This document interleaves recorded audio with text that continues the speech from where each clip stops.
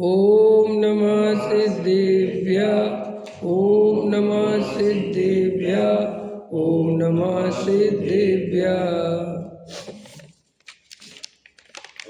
निर्मल ज्ञान परटिया, कम कलंक डहेवी। अप्पा लद्धौ जेड़ परू, ते परम प्रणमेवी। सब कर्म मल का नाश कर, हर प्राप्त कर निज आत्मा।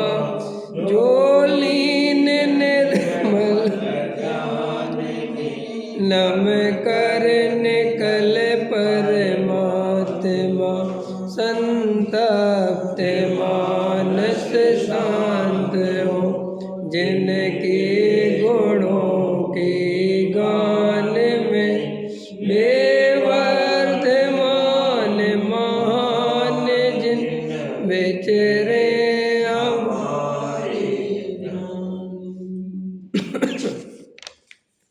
योग सार प्रवचन पृष्ठ क्रमांक 3। कर्म कलंक रूपी मैल को ध्यान द्वारा नष्ट किया है ऐसा नहीं, परंतु जो कर्म रूप पर्याय थी वह अकर्म रूप या अन्य पुद्गल रूप हो गई, यह उसका अर्थ है। आत्मा जब सिद्ध परमात्मा हुआ तब कर्म कलंक को जलाया, ऐसा व्यवहार से कहने में आता है। कर्म तो अकर्म रूप होने की योग्यता से ही नष्ट हुए हैं। आत्मा उन्हें जलाए हटाए ऐसा कभी नहीं बनता, क्योंकि कर्म तो जड़ हैं। कर्म का कर्ता हर्ता आत्मा नहीं है।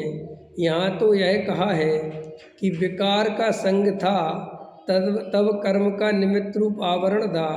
विकार का संग छूटा तब कर्म का आवरण अन्य दशा रूप हो गया। उसे यहाँ कर्म कलंक को जलाया ऐसा कहने में आता है। तो कर्मों को नष्ट करने वाला भी मैं नहीं और कर्मों को बांधने वाला भी मैं नहीं। कर्म केवल और केवल पुद्गल द्रव्य हैं और उनमें कर्म रूप परिणमित होने की योग्यता है। और उसी समय मेरी भाव दशा, जो भाव कर्म है, वो उनमें निमित्त बनते हैं। उसके निमित्त से वे कर्म रूप परिणमित हुए। निमित्त से उपादान तो उनमें ही है कर्म रूप परिणमित होने का। और फिर उसी तरह जब जीव अपने स्वभाव में गया तो वे अपने आप ही अकर्म रूप हो गए। जीव ने कर्म में कुछ भी नहीं किया, न बांधते समय और न छोड़ते समय। वे अपनी ही योग्यता से बंध गए और अपनी योग्यता से वापस पुद्गल रूप परिणमित हो गए।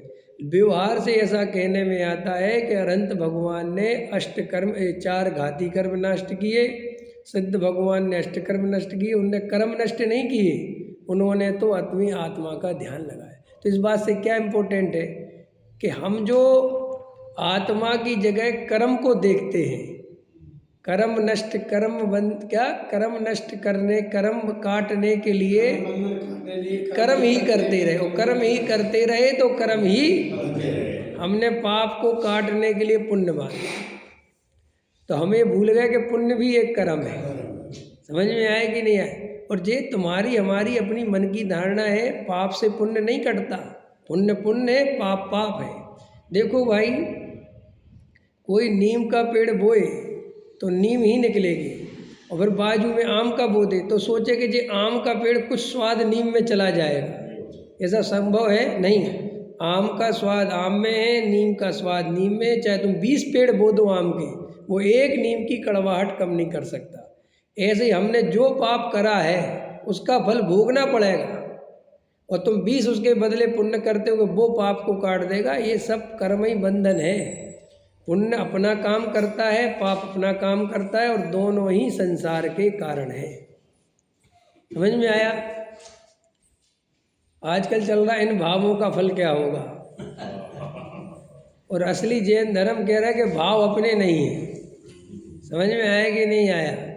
ये समझने की बात है गुरुदेव श्री की। भावों का फल आज तक यही तो माना था कि जी भाव का फल, जी भाव का फल, जी मुझे आ गया, जी मुझे आ गया। जी तो मिथ्यात्व है। और कर्म मुझे सताता है, ये भाव मुझे कर्म कुछ नहीं, मैं इसको अपना मानता हूँ इन भावों को। ये असली मिथ्यात्व है, ये असली कर्म बंधन है। ये छोटे मोटे झूठ भरे मायाचारी एक परिणाम है। इनके ना होने से बहुत जीव कुछ बदल जाता है और नहीं होने से जीव कुछ नहीं बदल जाता। थोड़ा बहुत मायाचारी कर ली, छोड़ दी तो क्या मोक्ष चले जाओगे क्या? सज्जन हो गए तो मोक्ष चले जाओगे क्या? अनंत बार मुनि बने हैं, बहुत भाव चेंज करे, बहुत अच्छे भाव करे, नहीं गए ना मोक्ष। क्योंकि संसार का कारण ये तुम्हारी व्यक्त भाव दशा नहीं है। संसार का कारण जो उस भाव दशा में एकत्वपना है, शरीर में, क्रिया में, जड़ में, व्रत में, संयम में, एक वो मिथ्यात्व, वो संसार का कारण। वहाँ ध्यान दो। इसके लिए गुरुदेव श्री का मार्गदर्शन है। ये भाव सुधारने का काम अपना नहीं है। हम तो ये मानते हैं कि आत्मा सुधराया है और इन भावों से भिन्न है, इसे देखो, ये भाव का सुधरना है। नहीं समझ में आया? हिंसा छोड़ो, झूठ छोड़ो, कुशील छोड़ो, परिग्रह छोड़ो। ये तो वे लोग हैं जो इनकी दृष्टि फल पे है, कारण को नहीं पहचानते। ये हिंसा, झूठ, चोरी, कुशील और ये 5 पाप कारण नहीं है बंधन के, ये तो कार्य हैं। जब जीव मिथ्यात्व में रहता है तो हिंसा, झूठ, चोरी, कुशील, परिग्रह रूप ये भाव दशा में रहता है। तो असली जनक तो वो मिथ्यात्व है। जब जीव मिथ्यात्व का नाश करे तो इससे छूट सकता है। हम कितने ही त्यागी, व्रती, ब्रह्मचारी, संत, साधु बन जाए, हम पापों से नहीं बच सकते। क्यों नहीं बच सकते? क्योंकि मैं साधु हूँ, मैं ब्रह्मचारी हूँ, मैं त्यागी, व्रती हूँ। यही सबसे बड़ा पाप है। कौन सा पाप है रमेश जी? मैं साधु हूँ, मैं त्यागी, व्रती हूँ, मैं ब्रह्मचारी हूँ, मैं पंडित हूँ, मैं मनुष्य हूँ। ये मिथ्यात्व है और इससे बड़ा पाप। अब इसके रहते तुम छोटे छोटे पाप बचाते फिरते हो। समझ में आया? कैंसर जैसी बीमारी लेके बैठे हो और सर्दी जुकाम की चिंता कर रहे हो, ये हालत है। तो आचार्य कहते हैं कि इन भावों का फल क्या होगा? ये तो बहुत स्थूल बातें हैं, बहुत व्यवहार, बहुत उपचार, इनमें कोई दम नहीं है। और अच्छे अच्छे मुमुक्षु सुन रहे आजकल, इन भावों का फल क्या होगा। समझ में आएगा? नहीं आया? जिन मुमुक्षुओं को ये समझाया कि इनमें कोई दम नहीं है, इन भावों से भिन्न भगवान आत्मा दिख रहा है, वे भूल भाल गए। कल तो एक ऐसी घटना घटी, एक कार्यक्रम हो रहा था और उसमें कोई एक वृतांत सुनाया उनने, संजीव जी का पुण्यतिथि पे। बोले साहब वो हमारे घर पे आए और चप्पल, समझ में आया? बोले उनको चप्पल पहनी, उनकी तो तकलीफ थी, तो हम एक नई चप्पल लेके आए थे। तो हमने कहा भाई साहब हमारी पहन के देखो आप। मैं तो उनको बड़ी कंफर्टेबल लगी वो चप्पल, और उनकी चप्पल। हमने कहा ये चप्पल आपकी आजीवन मेरे पास रहेगी, आपकी निशानी। तो बोले साहब अब भाई साहब तो रहे नहीं, लेकिन उनकी चप्पल आज भी मेरे पास है।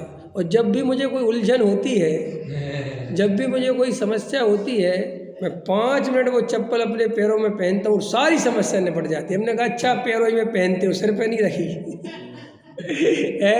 और लोग बिल्कुल एकदम प्रसन्न, वाह वाह वाह बहुत अच्छा, सब ताली बजा रहे, वाह बैठे मोक्षु। कोई कह रहा है कि क्या सुना रहे हो तुम? हम चमत्कार का विरोध करते करते, समझ में आया, तत्व ज्ञान तुम्हें पिला रहे हैं और उसी तत्व ज्ञान में भी चमत्कार चालू हो गए। हाँ कहा ना आपने भी है, चल रहा है, लेकिन चल रहा है, सब चल रहा है। सुनने वाला भी बेहोश, सुनाने वाला भी बेहोश, और ताली बजाना अपना काम बचा है, बजाओ, बैठे बैठे बजाते हो। यही नहीं पता तुम्हें काय बात की ताली बजा रहे हो। अभी दिन पे दिन मोक्षुओं की दुर्दशा हो ही रही है, इसलिए तो मुमुक्षुओं से भी आगे निकलो। अब मुमुक्षुओं का भी पंथ संप्रदाय छोड़ो, समझ में? अब नया बनाओ। अब ये मुमुक्षुओं का भी हालत ठीक रही है आजकल, ये सब मिक्सअप हो गए हैं, सब गड़बड़ घोटाले हो रहे हैं। मतलब मुझे इतनी बात की, हालांकि मेरे को नहीं पता था, मैंने नहीं देखा था, मुझे तो किसी ने वो क्लिप काट के भेजी, विवेक भाई साहब ये देखो। मैंने कहा ये क्या चीज़ है भाई? कह रहे देखो तो आप। मैंने कहा दिखाओ, चलो देखो, समझ में आए कि नहीं आए? है लोग भेज इसलिए देते हैं मेरे में कि ये तो बोले ही देगा, समझ में? और तो कोई बोले चाहे नहीं बोले, देखते सब है, सबको सब समझ में आता है। फिर पता अभी इसको कैसे लपेड़ा करेंगे। अब अरे ये विवेक तो बस पीछे पड़े, ये तो व्यवहार है, ये तो थोड़ी मेहमान। अरे तो फिर सारे जगत का व्यवहार स्वीकार क्यों नहीं करते? फिर हर गुरुवर के, हर गुरुदेव के, हर जगह के गुरुदेव के चमत्कार है। अगर तुम्हारे यहाँ पे तुम्हारी शंका का समाधान होने लगा है चप्पल पहन के, तो उनको गुरु की छवि दिख जाती है, मुद्रा दिख जाती है, गुरु सपने में आ जाते हैं, समाधान कर जाते हैं, है ना, आशीर्वाद दे, चमर हिल जाते हैं, क्या होते हैं तुम्हारे, घंटी हिल जाती है, तुम्हारे भगवान को पसीना आ जाता है। सवरे ही ले लो ना, फिर क्या बात है? जब व्यवहार ही ये सब होता है उसमें क्या बात है? फिर सबको ही स्वीकार कर लो ना। लेकिन क्यों, एक कहावत है बुंदेलखंड में, दूध को सोंझ और महीरे को न्यारी। समझ में आया कि नहीं आया? बस अपनी बात आवे तो सब सही है, और दूसरे की बात आवे तो सब मिथ्यात्व है, सब मिथ्यात्व है। और तुम्हारे यहाँ मिथ्यात्व नहीं होता, तुम्हारे यहाँ से मिथ्यात्व चला गया। मोक्षुओं को तो ऐसा लगता है कि इनके यहाँ से मिथ्यात्व कहीं कोसों दूर चला गया। सारा मिथ्यात्व जगत में फैला हुआ है, इनके घर में, इनके इधर नहीं है। लेकिन ऐसा नहीं है, ये अंदर सब। आजकल हमने गुरुदेव का माल का बाजारीकरण चालू कर दिया है, इसलिए माल जो है बिल्कुल दिन पे दिन अपन अपने हाथ से खराब कर रहे हैं, मिक्सअप कर दिया उस माल को। समझ में आया? एक गुरुदेव के माल का भाई साहब बाजारीकरण मत करो, वरना जो असली मोक्ष मार्ग है वो दब के रह जाएगा। और तुम्हारे जो भाव ही भाव के फल बताते फिरोगे फिर बैठ के, जो जन्मों जन्मों से निकाला था उससे। और समझ में, और हम लोग बड़े उससे सुनते हैं। हमें ये बात नहीं है। कम से कम जो गहरे अभ्यासी है, तत्व अभ्यासी है, जो मुमुक्षु है, जो आत्मार्थी है, जो अच्छी बात, गहरी बात, त्रिकाली ध्रुव की समझते हैं, उनको विचार करना चाहिए कि हम अपना समय कहाँ खो रहे हैं। तुम अगर टाइम पास ही करते हो तो बहुत बुरी जिंदगी है तुम्हारी। मुमुक्षु टाइम पास करे, मुमुक्षु क्यों? बोलो, अच्छा बात हृदय पे हाथ रख के बताओ। तुम्हारे पास बढ़िया शुद्ध सात्विक भोजन हो, बढ़िया क्वालिटी का हो, तो वो करना चाहिए कि होटलों का सड़ा गला खाना चाहिए? कौन सा करना चाहिए? एक समझदार व्यक्ति कौन सा करेगा? कहेगा भाई ये शुद्ध सात्विक बढ़िया दो। लेकिन तुम कहते हो कि कुछ नहीं, लाओ सड़ा गला भी थोड़ा खा लेते। इसका मतलब तुम्हें शुद्ध भोजन की कोई श्रद्धा नहीं है। ऐसे ही तुम्हें इतना उत्कृष्ट तत्व सुनने को मिल गया, ऐसी भगवान आत्मा की बात सुनने मिल गई, और तुम टाइम पास करते रहते हो कि लाओ इनका भी सुन लेते हैं, लाओ थोड़ा इनका भी सुन लेते। इसका मतलब तुम वैरायटी चेक करने बैठे हो क्या यहाँ? और ये भाव वैरायटी चेक करने के लिए मिला है। भाई साहब, अगर 1 घंटे का समय है तो उसमें सर्वोत्कृष्ट जो देशना है, जिसमें त्रिकाली ध्रुव भगवान आत्मा की सर्वोत्कृष्ट बात हो, ऐसे वक्ताओं को ही सुनना चाहिए। समाज का ज्ञान करके समाज में क्या चल रहा है नहीं समझ में आया, नैनागिर में क्या चल रहा है, शिखरजी में क्या चल रहा है, इनमें कोई दम नहीं है। ये तुम्हारा गेयों को और ये जानने की इच्छा बहुत समुद्र में डुबो देगी। समझ में आया? बिल्कुल कोई ज़रूरत नहीं है। और फिर कम से कम तुम तो श्रोता हो, तुम्हें तो एक अच्छा अवसर है कि हमें तो ज़्यादा ज्ञान की आवश्यकता नहीं, क्योंकि हमें तो किसी से बातचीत करनी नहीं, बताना नहीं, हमें तो अपना आत्मकल्याण करना है केवल। तो अपने आत्मकल्याण पे ध्यान देना पड़ेगा। और जगत में जो आज इतना उथला तत्व चल रहा है और मुमुक्षु शांति से स्वीकार कर रहे हैं, तो वे मुमुक्षु नहीं बचे, गारंटी बता रहे हैं। समझ में आया? मुमुक्षु तो वो है जो द्रव्य कर्म, भाव कर्म, नो कर्म से भिन्न त्रिकाली ध्रुव भगवान आत्मा की बात सुनने में ही जिसे आनंद आता है, जिसे भाव कर्म फरम की चर्चा में दम ही नहीं है। क्या इन भावों का फल होगा नहीं होगा किसको पड़ी? मैं भाव हूँ ही नहीं, मैं नरक निगोज जाने वाला तत्व नहीं हूँ, ऐसे निर्णय चाहिए। मैं परिपूर्ण ज्ञायक हूँ। यही तो समझना, समय सार समझना है। जो नमा समय साराय का अर्थ है वो यही अर्थ है।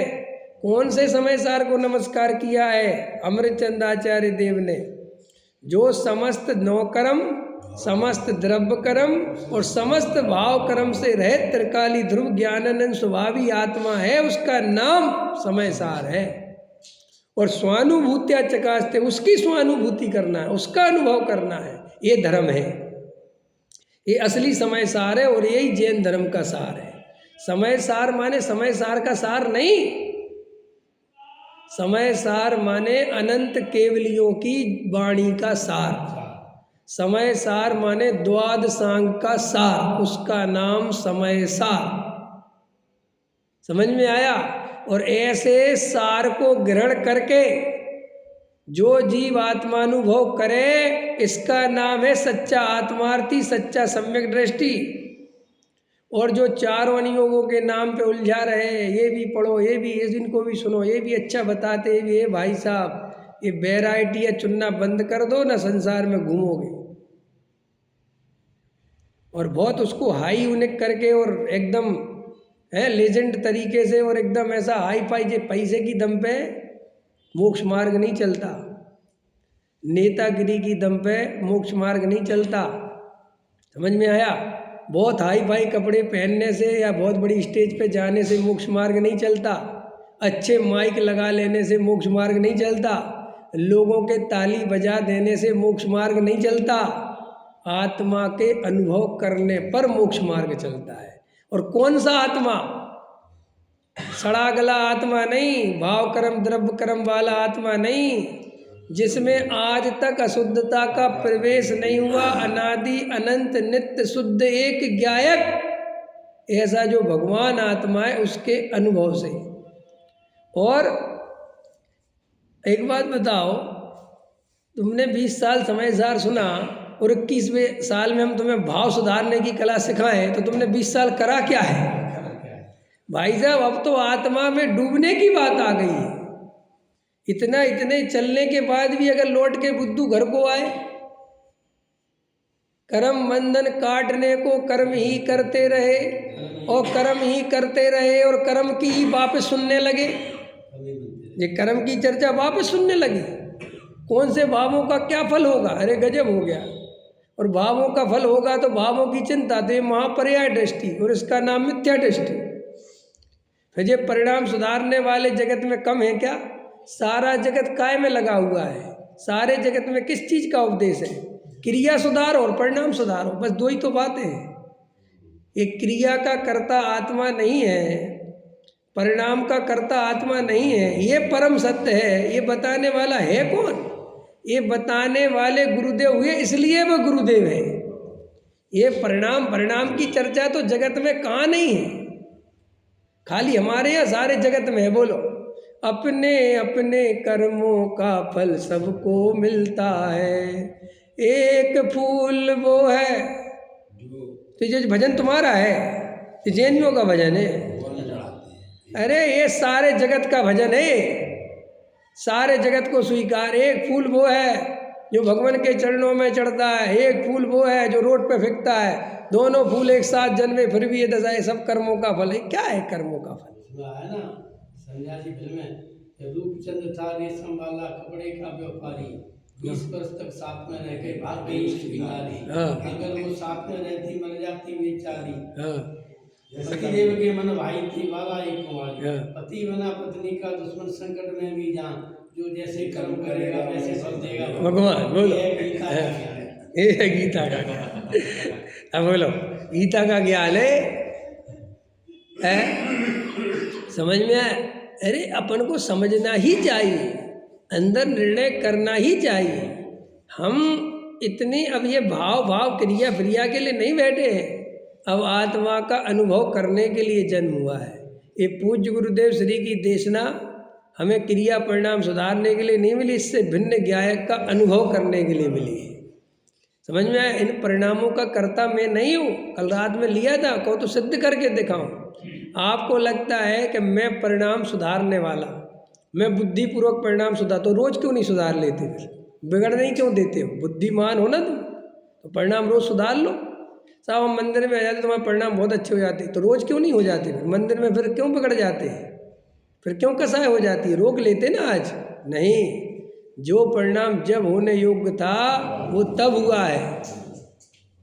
समझ में आया? और तुम केवल जान ही सकते हो, यही हमारी मर्यादा है।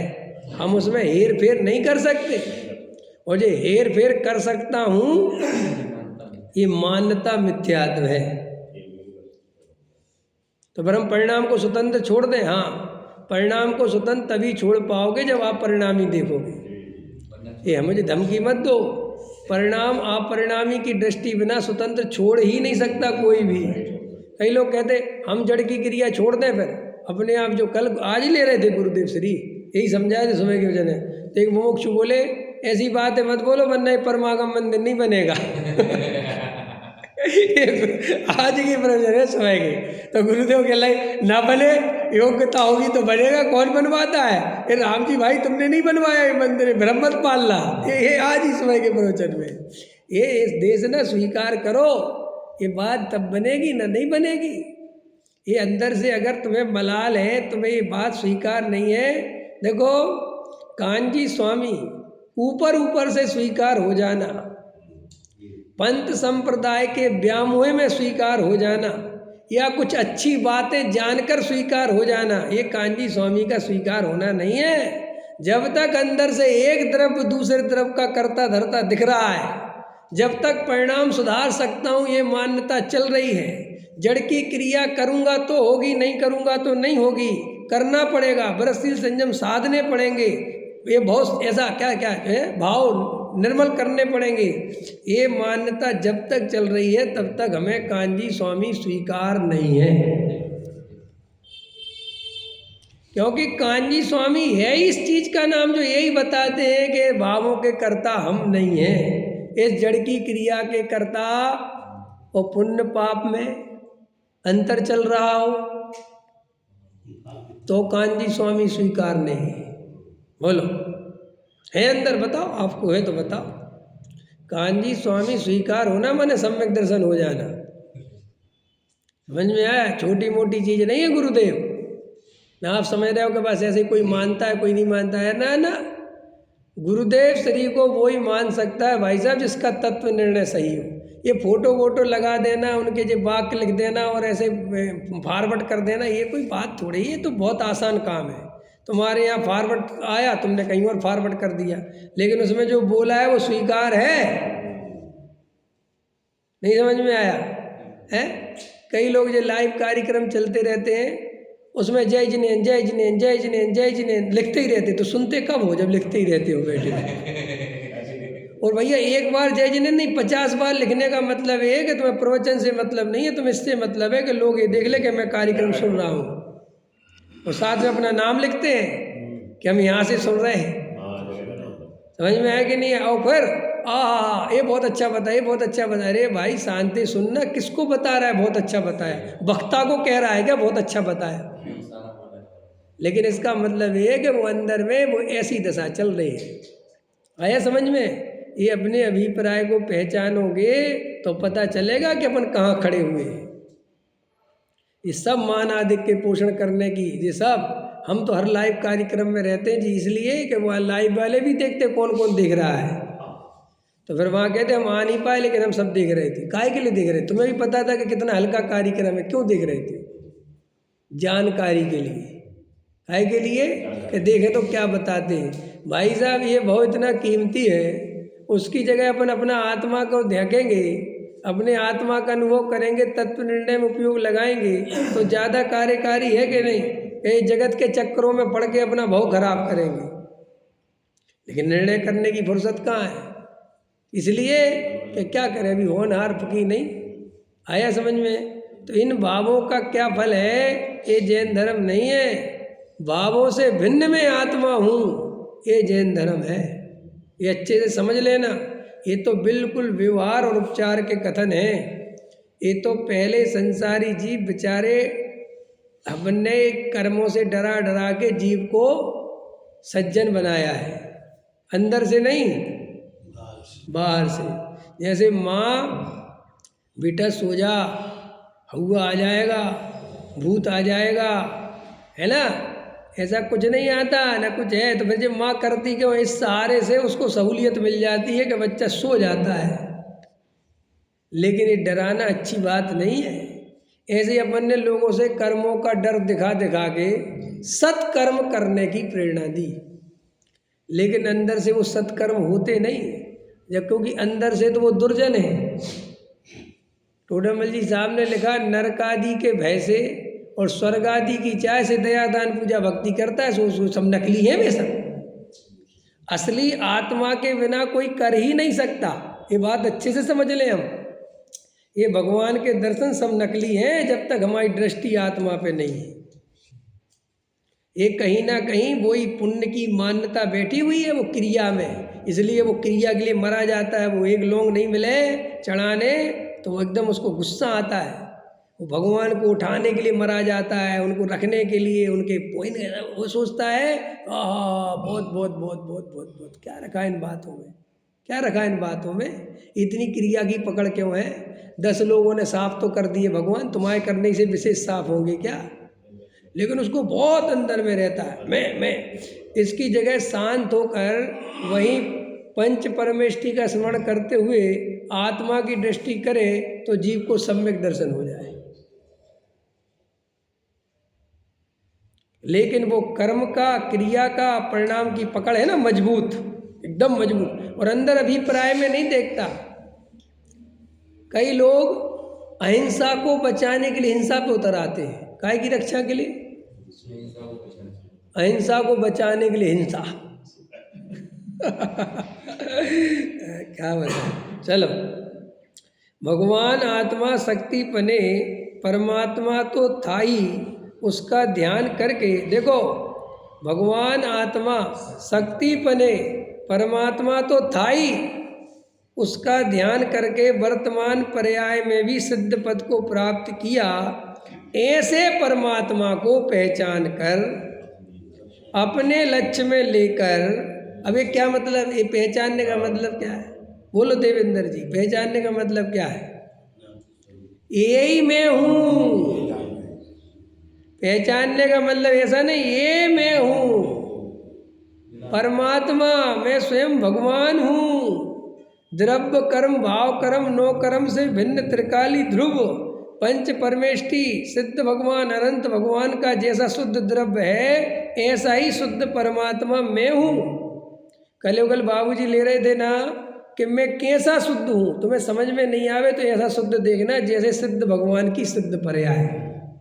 इतना शुद्ध हूँ मैं वर्तमान में, स्वीकार है नहीं साहब। मोह राग देश के परिणाम, अरे वे तो बहुत बाहर है, वो अपने शुद्धता स्वभाव में प्रवेश नहीं पाते, वे तो क्षण भर के लिए होते हैं और क्षण भर में नष्ट हो जाते। अगर वे आत्मा होते तो उनके नष्ट होने से आत्मा भी नष्ट हो जाता।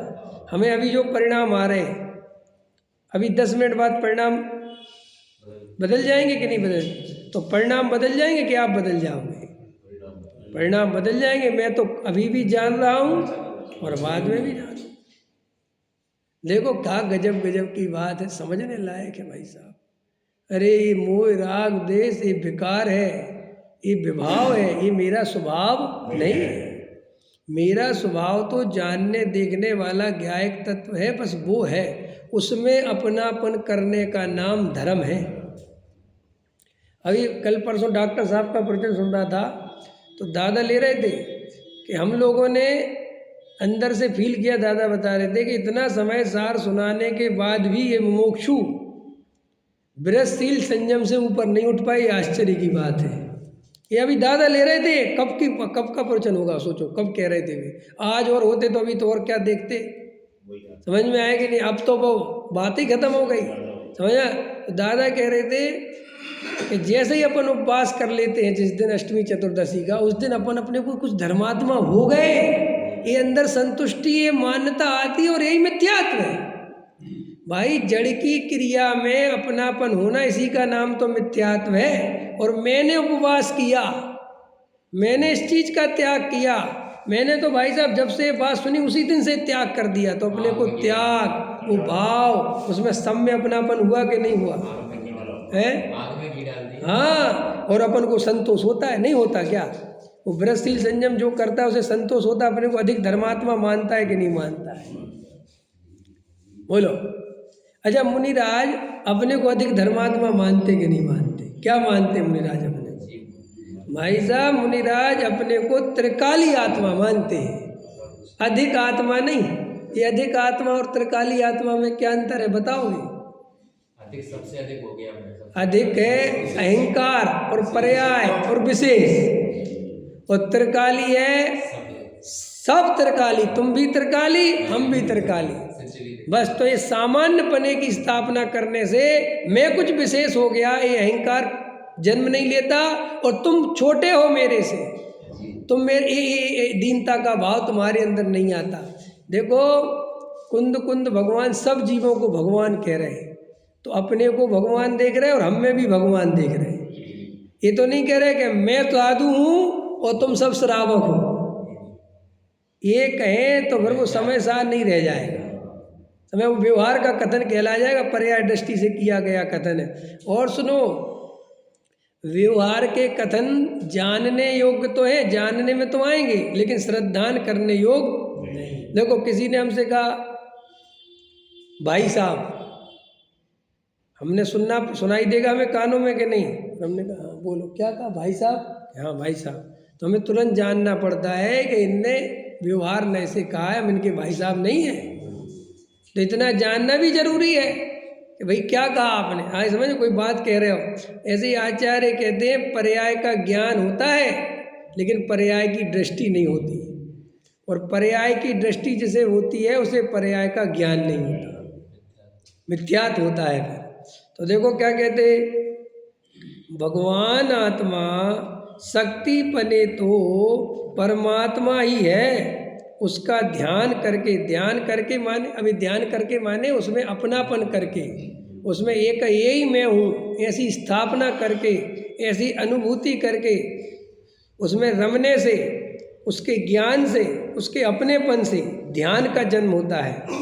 वर्तमान पर्याय में भी सिद्ध पद प्राप्त किया जाता है, तो सिद्ध पद प्राप्त करने के लिए ध्यान नहीं हुआ, ये ऐसे नहीं समझना। अपने अंदर इतना आनंद आ रहा था कि आनंद में डूबते गए और स्वयं में वो सिद्ध पर्याय आ गई। उनने सिद्ध पर्याय की तरफ तो ध्यान ही नहीं दिया, वो तो अपने में अस्थि में मस्ती चल रही थी। समझ में आया? जैसे कोई बच्चा खेल खेलता है तो खेलने का फल क्या है बताओ? आप खेल खेले ना बचपन में, तो खेलने का फल क्या है बोलो? जीतना। क्या मिलेगा? नहीं, जीतना अगर खेलने का मतलब है तो वो खेल तो फिर हार जीत वाला खेल खेल नहीं कह रहा था। खेल मतलब खेलना ही, उसका कोई फल नहीं है। अरे तुम धूप में खेलोगे, इतना दौड़ोगे कि भाई साहब बहुत मजा आता है, रमणता, उसकी तल्लीनता, उसका आनंद ही कुछ अलग है। जब अपन बचपन में क्रिकेट खेलते थे तो माँ बाप कितना कहते थे, भैया भरी दोपहरी में मत जाओ, भैया धूप हो जाएगी, बीमार हो, ये हो जाएगा, मत जाओ। अपन कहते थे छोड़ो, आपको क्या पता, और वहाँ भरी दोपहरी में खेलते थे। लेकिन भाई साहब कोई दूसरे से देखे, बताओ कितनी मेहनत कर रहा है, अपन मेहनत कर रहे हैं कि आनंद ले रहे हैं। ऐसे ही लोग मुनिराज को देखते तो सोचते हैं कि बेचारे, वे बेचारे नहीं है, परमानंद दशा का नाम है मुनिराज। तुम्हें लगता है धूप में तप रहे, वे काहे को धूप में तप रहे? धूप में शरीर तप रहा, वे तो आत्मा में आनंद ले रहे हैं। अंतर समझ में आया? ऐसी दृष्टि होती है, उस दृष्टि के आधार पर सिद्ध पर्याय आती है। कुछ पाने के लिए ध्यान नहीं करना, ध्यान माने आनंदमय दशा। क्या?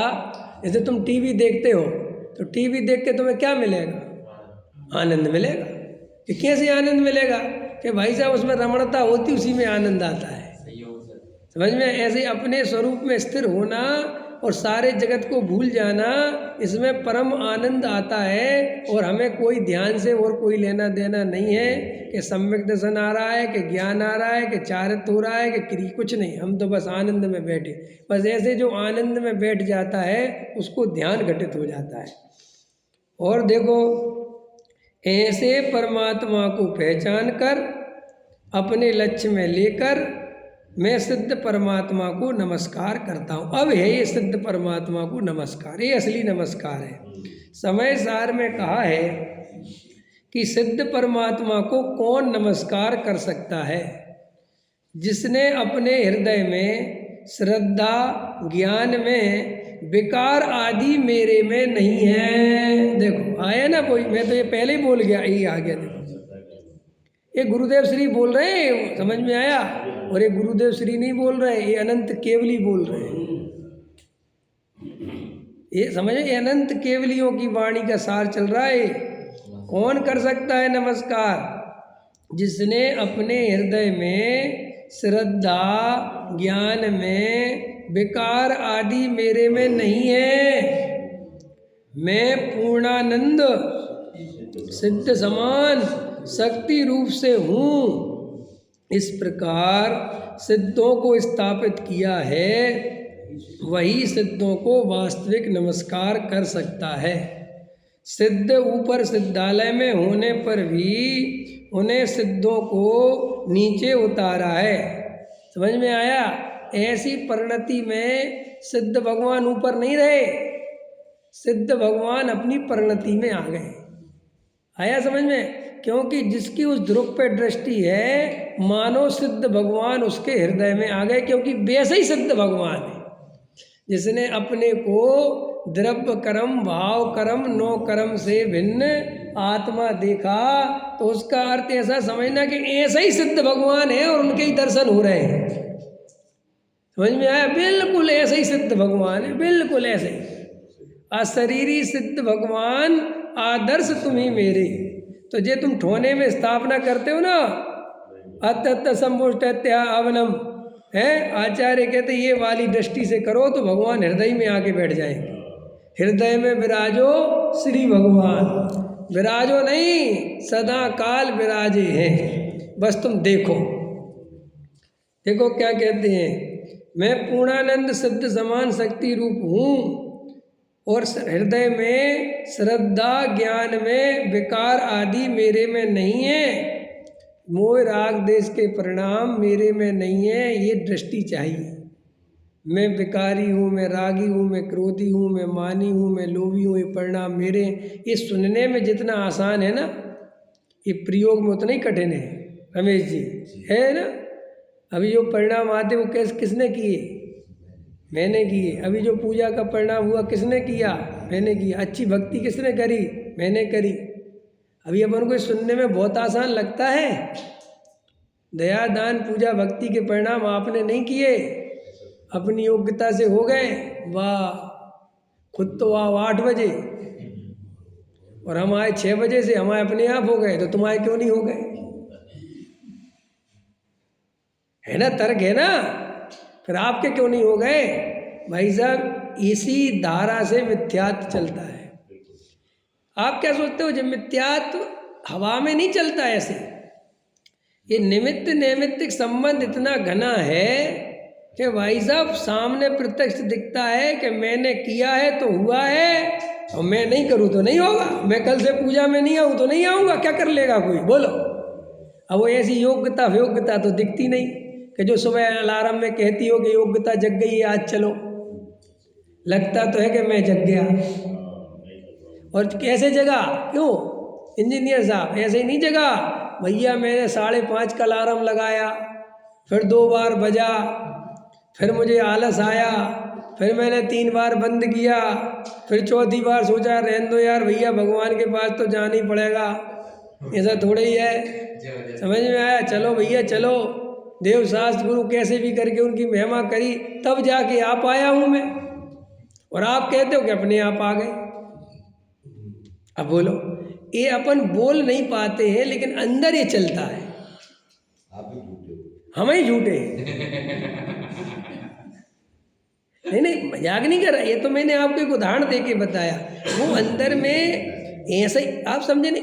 आप समझो पहले भाई, कोई भी शत्रु, वज्रसेन जी, अगर वो टिका हुआ है तो वो कुछ शक्तिशाली होगा ना, वो टिकता कैसे?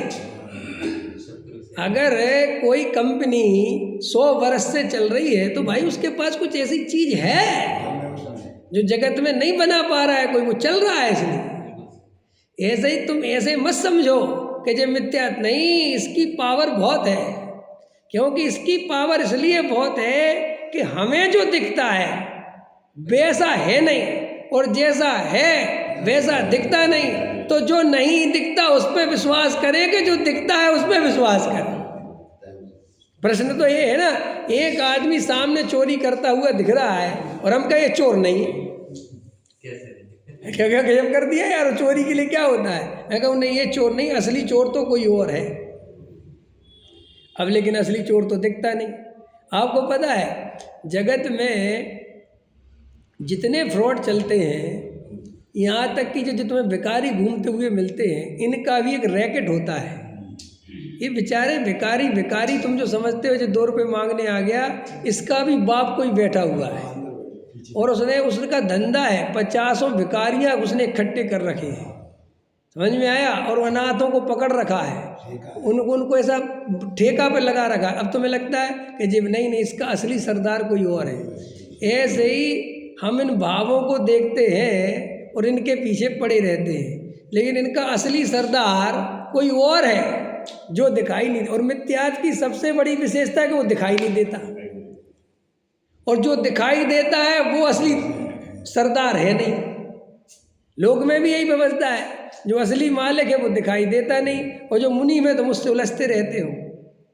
अब मुनीम से अपन को यार पैसे कुछ कम कर दो, रेट कम कर दो, वो कहता भाई साहब मेरे हाथ में है ही नहीं, तो एक काम करो यार कुछ लो यार भैया, कुछ चाय पानी ले लो। अरे भाई काहे का चाय पानी, मेरे हाथ में नहीं है तो किसके हाथ में, के तो आते ही नहीं जिसके हाथ में है। ऐसा ही है तुम जो छोटे मोटे क्रिया कांड और ये तुम्हारे पुण्य पाप, ये तो भाई साहब उस मिथ्यात्व की सेना है जो उसने छोड़ रखी है, मुनीम है उसके सभी, वो अंदर बैठा हुआ है असली जड़ में, वो अपन को पकड़ में नहीं आता। और वो इसलिए नहीं आता कि वस्तु का स्वरूप ऐसा है कि ऊपर ऊपर से देखने पर मिथ्यात्व ही सही दिखाई देता है।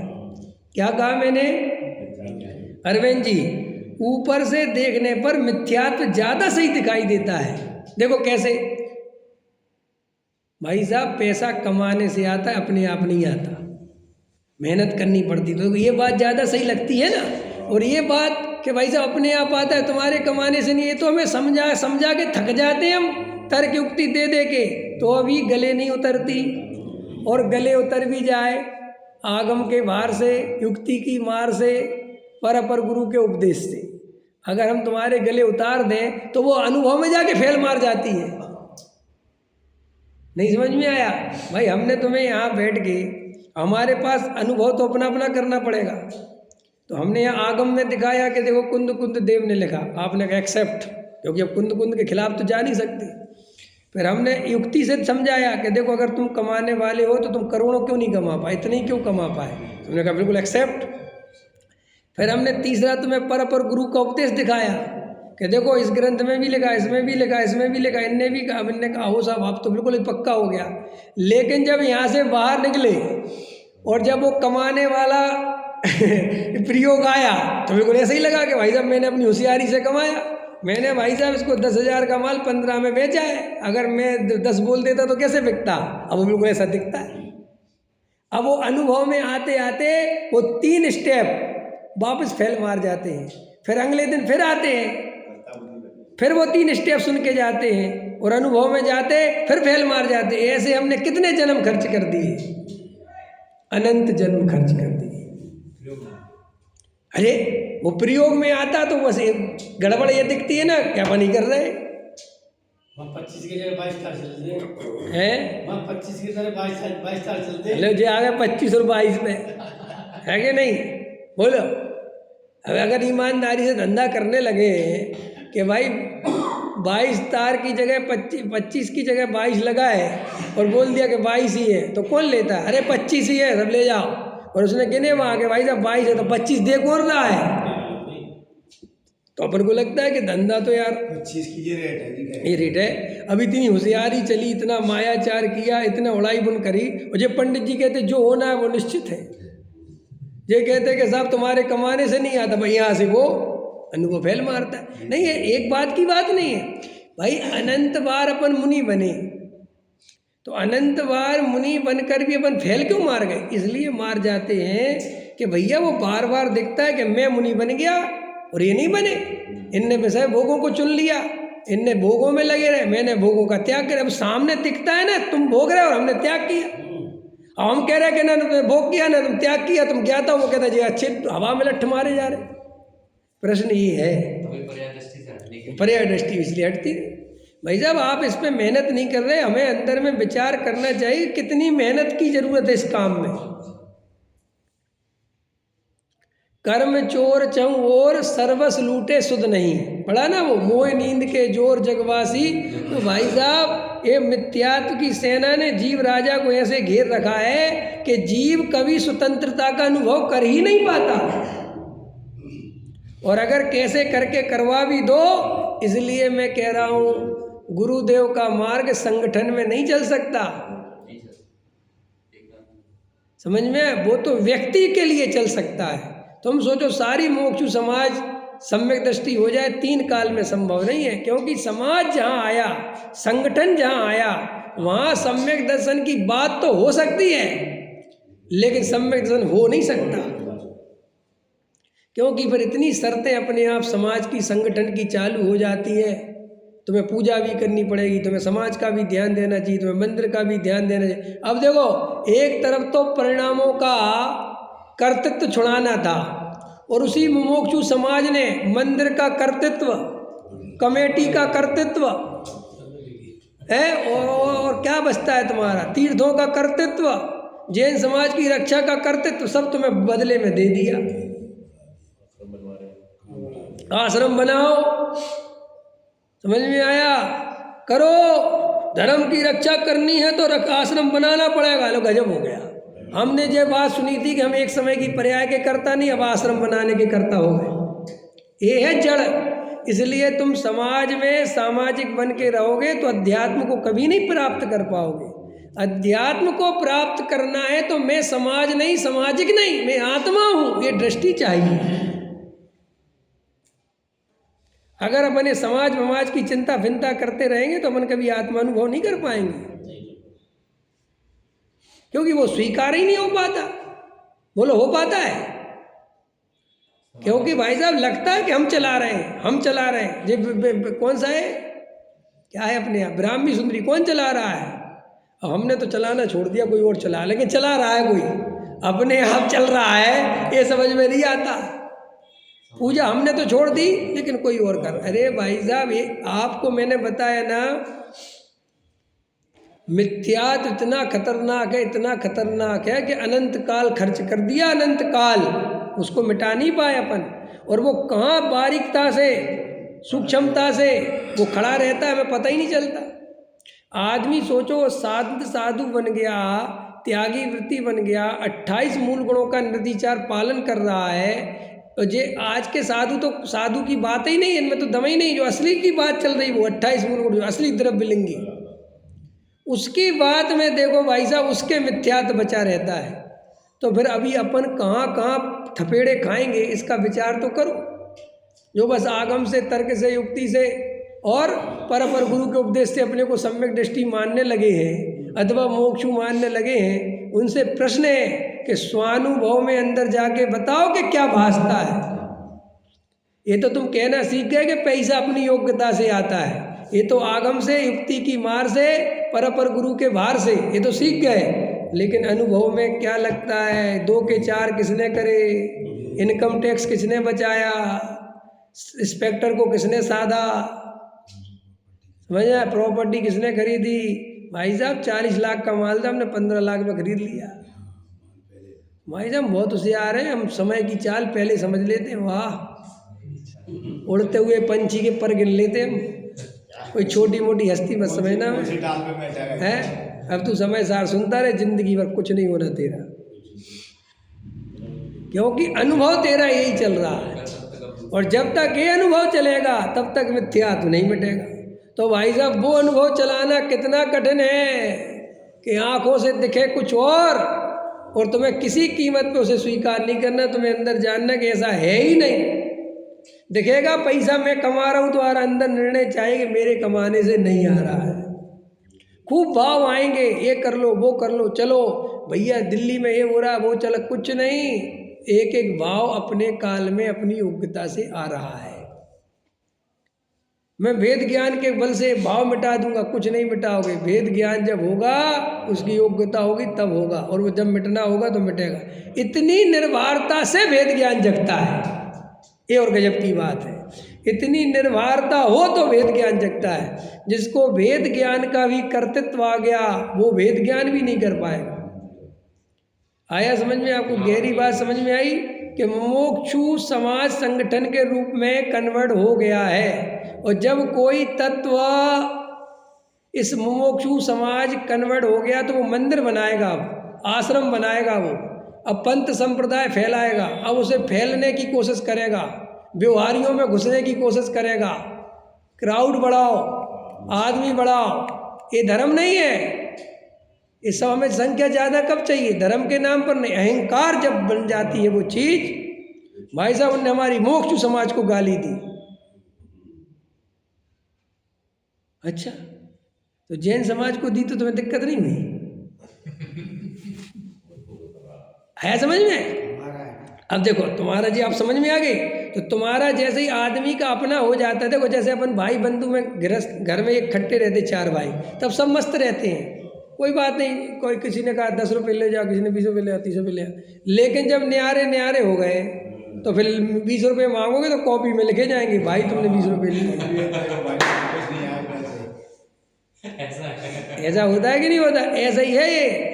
जब ये पंथ संप्रदाय बन जाता है तो इसको चलाने वाले अपने आत्म कल्याण की चिंता तो छोड़ देते हैं, इसको बढ़ाने की चिंता में लग जाते हैं। आज सारे मुमुक्षुओं की चिंता आत्मा का अनुभव नहीं है। आज अधिकतर मुमुक्षुओं की चिंता संघ संगठन और इनकी बढ़ोतरी और संस्थाओं का संरक्षण इस चिंता का विषय बन गया है। और ये दुर्भाग्य है कि हमारी चिंता का विषय आत्मचिंतन ना होकर संस्थाओं का संरक्षण कैसे हो, ये तत्व प्रचार कैसे, उसके लिए मीटिंगें हो रही हैं। इसके लिए कोई मीटिंग नहीं कर रहा कि तुम 30 साल से आत्मा की बात सुन रहे, कहाँ पहुंचे हो, क्या दृष्टि हुई है तुम्हारी? है लोग इतना स्वाध्याय सुनने के बाद आजकल महाराजों को सुन रहे हैं। मुझे भी भेजते रहते वीडियो। मैंने कहा यार इतने समय है क्या आपके पास? अगर कोई महाराज ठीक है आत्मा की बात बोल भी रहे हैं तो क्या हो गया? काम है उनका। नहीं, उनकी काम की बात नहीं है। हमारे जरूर, हमें तो हमारे पास में है ना माल। अगर दूसरा हमारी बात बोलने भी लगा है तो कौन सी बात, सबको यही बोलना चाहिए। परम सत्य तो यही है ना। इसमें हमें क्या लड्डू पेड़ा बांटने की जरूरत है? हमें क्या परेशान होना? भाई साहब हमारा सत्य हमें पता है ना। अगर सारे जगत में सत्य मिले तो बहुत अच्छी बात है, लेकिन अब पड़ोसी के यहाँ सत्य मिलने लगा तो हम अपना सत्य छोड़ के पड़ोसी पे जाएंगे क्या? लेकिन अभी ये सब एकता का चक्कर है ना आजकल। क्या बोल रहे हैं आजकल योगी जी? एक रहोगे तो सेफ रहोगे। हाँ, अपन बटोगे कटोगे तो नहीं बोलता है, लेकिन एक रहोगे तो सेफ रहोगे में ठीक। ऐसे अपन के में ये सब एक। भाई साहब मोक्ष मार्ग अकेले चलने का नाम है, साथ में चलने का नाम तो संसार है। लिखो ये लाइन, मोक्ष मार्ग अकेले चलने का नाम है, साथ में चलने का मार्ग तो संसार का मार्ग है। पूज्य गुरुदेव श्री से किसी ने कहा कि हम आपके साथ मोक्ष जाना चाहते हैं। हाँ, नहीं डॉक्टर साहब थे तो वो तो उदाहरण देते थे, असली तो वो गुरुदेव की बात। तो गुरुदेव ने कहा भैया साथ की भावना तो निगोद की है, निगोद ही जाओगे। बोलो कितनी खतरनाक बात है। कोई ऐसी प्रशंसा में बोले और बदले में ऐसा जवाब मिले, कितनी अहंकार को चोट पहुंचाने वाला है। लेकिन गुरुदेव अपने सत्य से कभी समझौता नहीं करते थे। और आज अपन दूसरों को खुश करने के लिए सत्य बेचने निकल गए बाजार में, तो हम गुरुदेव के शिष्य कहलाने लायक नहीं है। अच्छे समझ लें ये बात। एक कांजी स्वामी की फोटो अकेले टांग देने से वो कांजी स्वामी का मंदिर नहीं हो जाता। अगर उस मंदिर में कांजी स्वामी की बात नहीं चलती तो। अगर गुरुदेव श्री की बात डंके की चोट पे जिस मंदिर में चलती है वो गुरुदेव श्री वाला मंदिर है। जहाँ व्यवहार की दया दान पूजा भक्ति क्रिया कांड में धर्म बताया जाता है, वहाँ गुरुदेव की कितनी बड़ी फोटो लगी हो, वो गुरुदेव का सही मंदिर नहीं है। वो पंथ संप्रदाय वाला मंदिर हो सकता है। असली तत्व ज्ञान हमारे पास जो पूज्य गुरुदेव श्री का दिया हुआ है, इसकी कीमत इसकी महिमा किसी भी कीमत पर कम नहीं करना और उसका निर्णय करना, यही मुक्ति का मार्ग है। जगत तो जैसा चलेगा आगे चलता जाएगा और ज्ञानियों का हमें सानिध्य मिल गया है। वज्रसेन जी अब नए ज्ञानियों की तलाश मत करो भाई। एक ज्ञानी हजारों जीवों को मोक्ष में पहुंचाने की समर्थ रखता है। कितनी? हजारों। और अपने को कितने मिल गए? इसी भाव में कम से कम 4-5 तो मिल ही गए। तो तुम्हें 4-5 भी मोक्ष नहीं पहुंचा पाएंगे क्या जो तुम नए की तलाश कर रहे हो?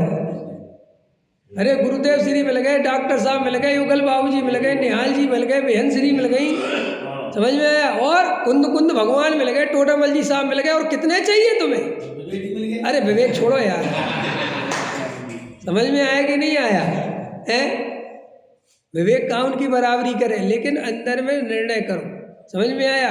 गहराई से विचार करो कि भैया अब और ज़्यादा नहीं भटकना, सही दुकान पे सही माल मिल गया है, क्यों पागल हो रहे हो? ये तो जगत में नए नए आते रहेंगे, उसमें क्या है, नए नए पंडित आते रहेंगे, नए नए महाराज आते रहेंगे, सब लॉन्च होते रहेंगे, सब चलते रहेंगे, सब होता रहेगा।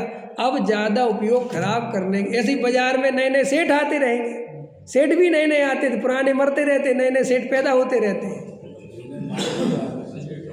हैं। पहले भी वही मान कसाई का धंधा चलता था, अब भी चल रहा है। पहले तो ईमानदारी से चलता था, अब बिल्कुल बेईमानी से चल रहा है, लेकिन चलेगा, मूल में वही है। अंदर में एक आत्मा के अनुभव की दृष्टि करो। समझ में आया? तो अगर अपना आत्म कल्याण करना हो, तो वहाँ की जगत की चिंता करनी हो तो बहुत करो, वेरी गुड, अनादिकाल से करिए और अनंत काल तक करते रहना। सहजानंदे